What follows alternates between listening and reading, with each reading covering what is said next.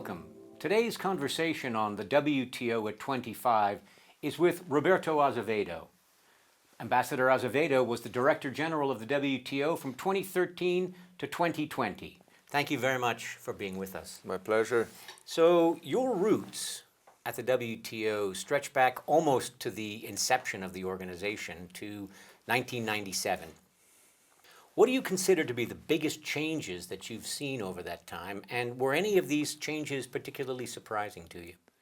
Some, yeah. I think in 1997, when I got here for the first time, the organization was 2 years old, and it was already a big departure from the get.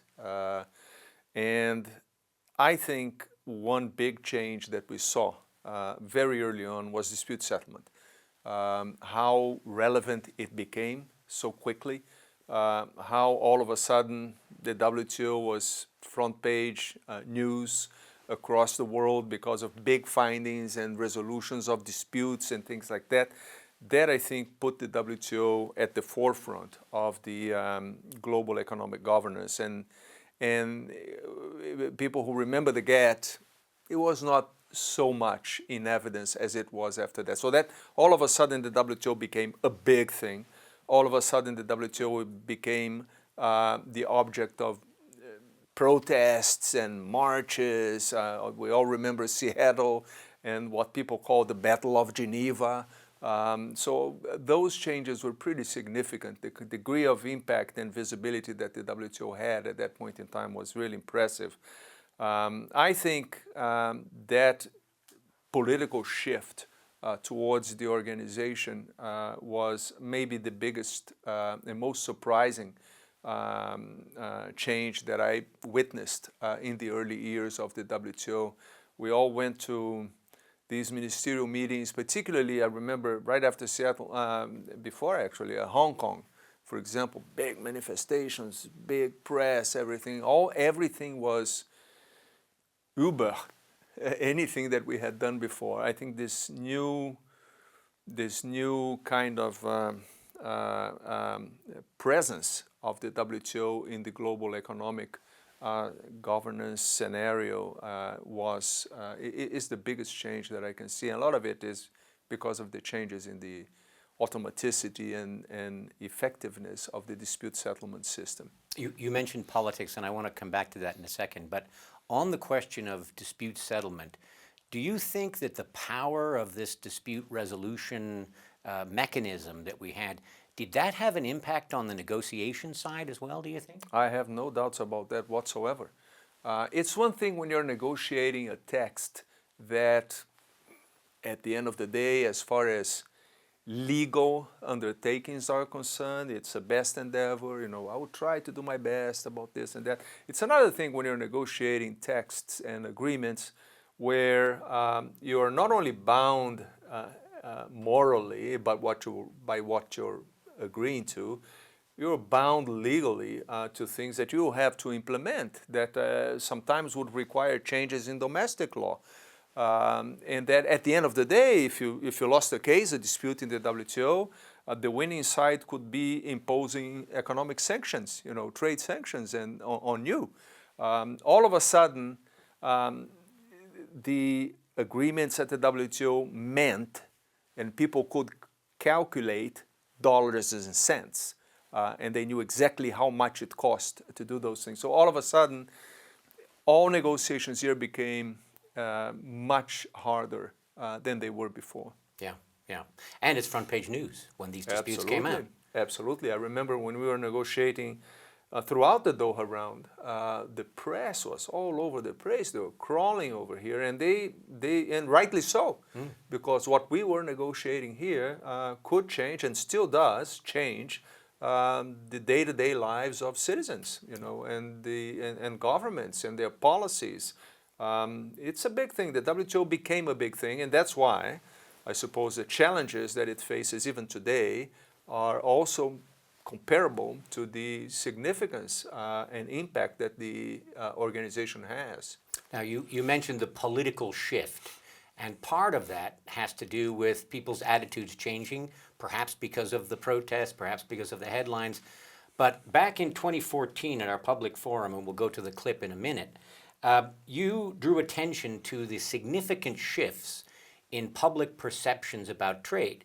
The Pew Research Foundation had done something, and you pointed to this at that time, which was really when it was first happening, showing that in developing countries, support for trade was growing in a big way, whereas it was being scaled back in developed countries. Let's look at that clip now. On every front, on trade as a source of good, as a source of jobs, as a force to lower prices and increased wages, the greatest proportion of supporters were found in developing countries. This is a major shift, and I think that you can see this in the WTO. So that was something you drew attention to pretty early on. Yeah, sounds prophetic, doesn't it? I mean, 6 years later, everything we said at the time came to be. And I think we were already witnessing at that point in time the big structural changes in the economies, particularly in developed economies. So it's not surprising that a lot of these structural changes have to do with new technologies, innovation in production, management, and all these things were provoking changes in the labor market and introducing big changes and tensions in the labor market, which translated into political tensions and undercurrents, and all of a sudden we begin to see this anti-establishment politics and trends, and those things materialize in a much stronger way a few years later. I think this is not going to change, unfortunately. This is something that will be with us for quite some time. I remember when I first got in Geneva back in 1997, you didn't need really to have to make the case for trade. Everybody knew that trade was an important and essential ingredient for economic growth and for development. Everybody knew that. I mean, you didn't have to go on talking to people and explaining how trade improves their lives, how it lowers the costs of products on the shelves, how it improves the quality of living, and how it increases the real salaries of people around the world. Today you do. Today you do have to make the case. It's not taken for granted anymore, and it's something that I think it's a new reality altogether. Yeah. One of the most difficult questions that gets put to people who work in jobs like yours in this organization is, how would you explain the benefit of this organization to the woman or the man in the street? And if you were to speak to someone, a normal person on the street, H.L. Mencken used to say the Kansas City milkman, how would you explain to them the biggest, most important achievements of the WTO these past 25 years? It's a big challenge. You know, and I would summarize this issue with a very easy, I think, way of doing it, which is to say trade's disruption is very localized, but very visible. Very visible. The guy who is losing, or the lady who is losing their jobs to imports because the company that they work with is no longer competitive or whatever it is, it's very, very easy for them to identify, I'm being harmed by imports coming from another country. Trade is hurting me. But the benefits of trade, they are widespread through society. It's way bigger in terms of economic benefits to people than the harm that it causes in some sectors or in some industries, in some regions, some localities. And usually the ones who lose out are the ones who speak louder, are the ones who have a more obvious way of making their case.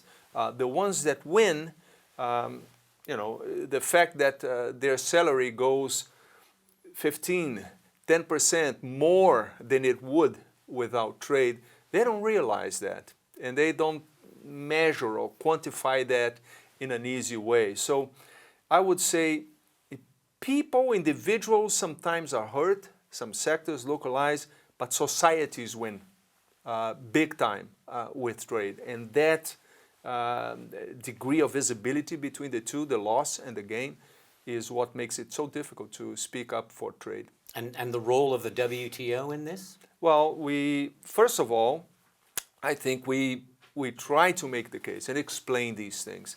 A lot of what I do here in the WTO is to advocate for trade, is to explain more, is to get the economists to make the case and explain and go out and do roadshows and be in conferences, in seminars, speaking up. But more than that, it's also helping countries find common ground. And common ground in ways that they can explain to their constituencies what they're doing and that this is a good thing for them. Often when a government or a delegation is here in Geneva negotiating and they are speaking at the table and to the other negotiators, I would say 80% of the time, they are not talking to the other delegation. They are speaking to their domestic constituencies. They're telling their domestic constituencies that they are aware of their plights and that they are defending them, that they're doing their best to get the best result, etc., etc. What we try to do is offer those delegations, those countries, gains and wins and things that they can show that this is something that benefits their countries, their societies, their economies more than harm, for sure. Okay, well, given all of this, this is a pretty tall order for any organization to try and confront. Where have we fallen short of our objectives? Where could we have done better as an organization these past 25 years? I think the WTO, like any other international organization, especially one that has the kind of visibility and impact that this one does, it has to be constantly updating itself. For example, tariff negotiations or even disciplines and rules that we negotiated, 30 years ago, they're completely outdated today. And I think that when the WTO came into force back in 1995, it was clear to anyone that it would need to keep updating itself. Even though it was built to avoid rounds, right? That was a notion at the time. The WTO ends the era of rounds. It is now about that's exactly what it was meant to do, right? It was meant to be a permanent forum of negotiations where countries would be continuously negotiating amongst themselves, making deals and things like that without requiring those big, huge rounds of negotiations. Well, 6 years later, from 1995, a new round was launched. And I think that kind of single undertaking with that kind of ambition at that time was a very tall order for an organization that had been born just 6 years earlier. Yeah. And I think maybe that was the original sin. It was too early, too ambitious for an organization that was not built for that. Yeah. And well, we learned the hard lesson. And then the crisis hit. The crisis hit, and then it was a sequence of things. Yeah. The political environment shifted completely. And now I think we are trying to reinvent ourselves and figure out, okay, so we need to update. The big rounds today, especially with 164 countries, consensus-driven, it's going to be extremely difficult to get something done along those lines. How can we update? How can we renovate the organization in a way that is effective, yeah, and that is done in a timely fashion, that we don't have to wait decades before we deliver meaningful results? I think that's the biggest challenge. Well, this question of reform, everybody talks about it. It means something different to everyone, and you've said yourself on many occasions, if reform means bundling dozens of issues into almost another round, it's doomed to fail. So how should we approach reform, and what does reform mean for you? What are the most critical elements of any reform going forward? I would say reform needs to be broken down in two elements. I think the first one is substance. So what is the substance of the reform? It's mostly about what disciplines we need, what are the things that we need to work on, that would update the rules book of the organization. And there is some work already ongoing, fishery subsidies on the multilateral level. We have electronic commerce, facilitation for investments, small and medium enterprises, domestic regulation for all those things are not fully multilateral, they are plurilateral undertakings, but they are substantively things that are unavoidable. I mean, the 21st century requires us to look at these things. So substantively, I think we are beginning to identify the areas where we must, do something about. And frankly, it's not that difficult. We know what the major areas are, substantively. But that reform, for me, is pragmatically advancing on those issues wherever we find an opportunity to do that. That's the first part. The second part, I think, is not substance, it's process. I think the WTO has to show flexibility when negotiating things. Not every country in 164 country membership will be ready to take a particular step, will be ready to make a particular type of commitment. So you cannot impose that on them. And at the same time, you cannot stop conversations, negotiations, and progress in those areas because some are not yet ready to do that. I think we have to find the kind of flexibility where nothing will be imposed on anyone, but no one is going to stop others who want to move ahead and do other things. Now, it's tricky. It's not easy. It's tricky because it sounds easy, but there are legal implications for all this, particularly in terms of non-discrimination, post-favorination. I mean, there are a number of things that will be affected by these new, more innovative and flexible ways of negotiating. And this is something that members have to figure out, both in both pillars, both in terms of substance, but I think in substance we are more advanced, and in terms of process. And I think in terms of process, we're getting there. We're beginning to change the way we think. We're beginning to change the culture. We're being more flexible and more pragmatic. Okay, we focused on the institution itself over the course of these 25 years. Let's look a little bit at your tenure while you've been here. What achievements as Director General are you most proud of? Oh, every little bit is important, and I'm proud of all of them. And not only looking outward, also looking inward. I think we made a lot of progress in terms of the rules for the staff, the way that we interact, promotions, and other types of procedures in terms of administrative processes that I'm very proud of. I think we made a huge institutional leap in terms of administration, and I'm very happy with all that. And also about members and negotiations, we have achieved pretty significant things. You know, Bali with the trade facilitation agreement, food security outcomes, and then after that, information technology agreement expansion, the elimination of agricultural export subsidies, which is something that we were trying to get for years and we couldn't do that. All those things, and now the joint initiatives with a new way of negotiating, all those things are game changers, you know, and I'm very proud of all of them. But I think it's a collective pride, because it was not me, it's everyone that worked on this, the secretariat, the members, everyone. Everybody should be proud of what we have been done. Okay, well, let's look at it from the other way. What would you say was your most difficult moment in a tenure, which of course had many difficult moments? Was there one or perhaps two that stood out and gave you pause? Well, it's difficult because there's so many tough moments. If I had to pick one, I would say Bali. That was really tough. The all-nighters and the It's more than that. I mean, when we were negotiating, we had all those all-nighters here in Geneva. Yep.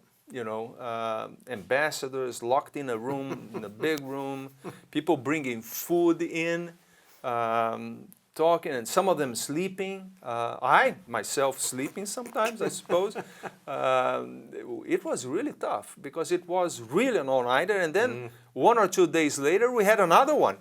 And by the end of that process, we were all exhausted, and maybe that's why it happened. Yeah. Well, Because nobody could take it any longer. But what made it particularly difficult is that despite all the progress we made in those 3 months in Geneva, and there were 3 months, that's it, we got on a plane going to Bali with no text. Yeah. We still had no text whatsoever. And we still needed to deliver.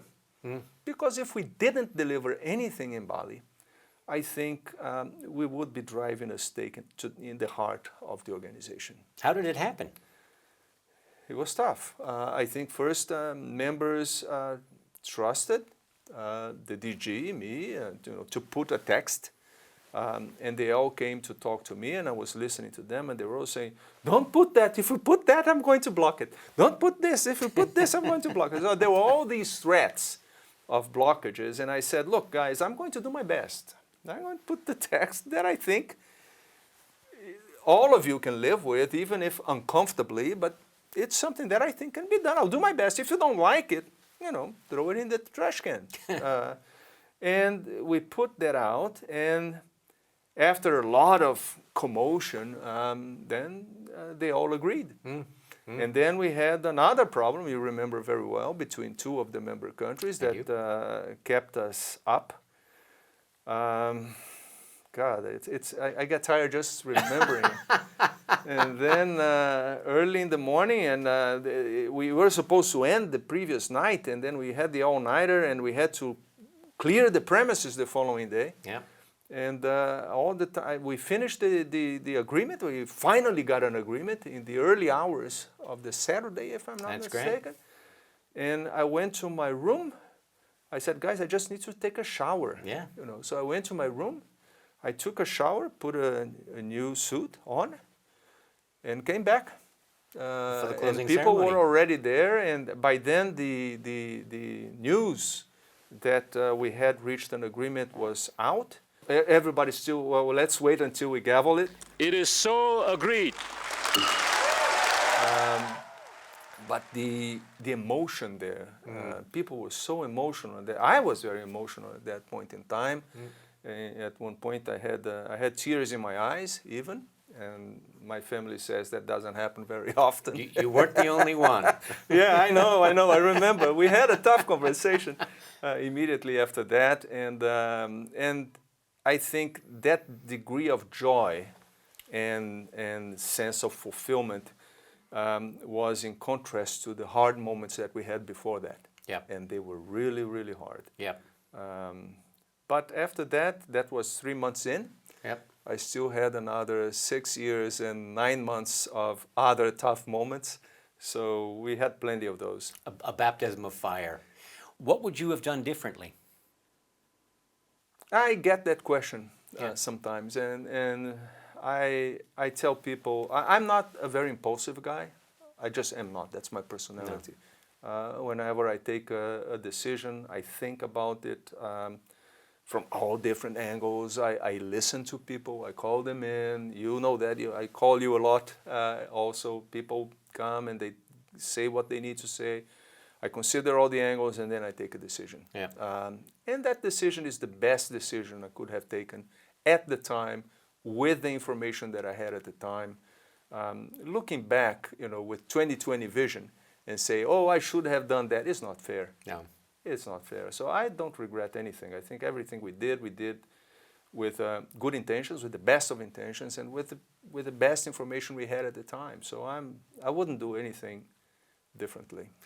All right, last question. What advice do you have for your successor? Be ready. Be ready. It's a journey, and it's a tough one. It's a tough journey. It will be headwinds throughout the journey. it's never easy. It's never obvious. Nothing is obvious here. There will be pretty significant storms ahead, but I'm not going to give any particular advice other than don't give up. Okay. This is going to be tough, and it's doable. It's not impossible. I'm really excited about the things we did, and I'm still excited about the future of this organization. Roberto Azevedo, thank you very much for sharing with us your experiences and your time at the World Trade Organization.